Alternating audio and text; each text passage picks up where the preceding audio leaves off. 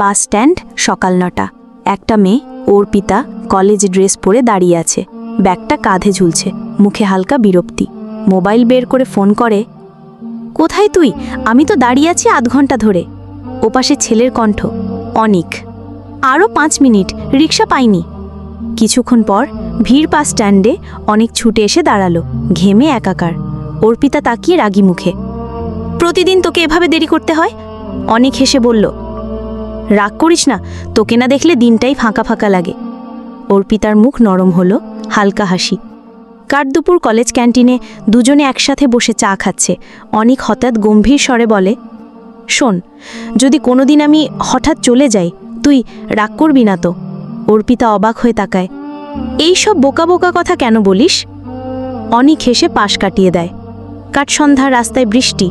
অর্পিতা ছাতা ধরে দাঁড়িয়ে, অনিক সাইকেল নিয়ে এলো। অনিক, চল তোকে বাড়ি পৌঁছে দিই। বৃষ্টির ফোঁটা পড়ছে, রাস্তার আলো ঝাপসা। দুজন সাইকেলে যাচ্ছে, বাতাসে ভিজে যাচ্ছে দুজনের চুল। অর্পিতা চুপচাপ অনিকের কাঁধে মাথা রাখল। হঠাৎ স্কিপ, 1 সপ্তাহ পর। লোকেরা কলেজে কানাঘুষো করছে, খবর ছড়িয়েছে অনিক একটা অ্যাক্সিডেন্টে মারা গেছে। অর্পিতা চুপচাপ করিডোরে বসে আছে, চোখে জল নেই, শুধু ফাঁকা দৃষ্টি। রাত, অর্পিতার ঘর। অর্পিতা মোবাইল অন করে পুরনো ভয়েস মেসেজ শোনে। অনিকের কণ্ঠ, তোকে না দেখলে দিনটাই ফাঁকা ফাঁকা লাগে। চোখে জল গড়িয়ে পড়ে। অর্পিতা ফিসফিস করে বলে, শেষবার যদি জানতাম এটাই শেষ দেখা, তোকে আরও শক্ত করে জড়িয়ে ধরতাম। ছাদের ওপরে দাঁড়ানো অর্পিতা, রাতের আকাশে তারা ঝলমল করছে।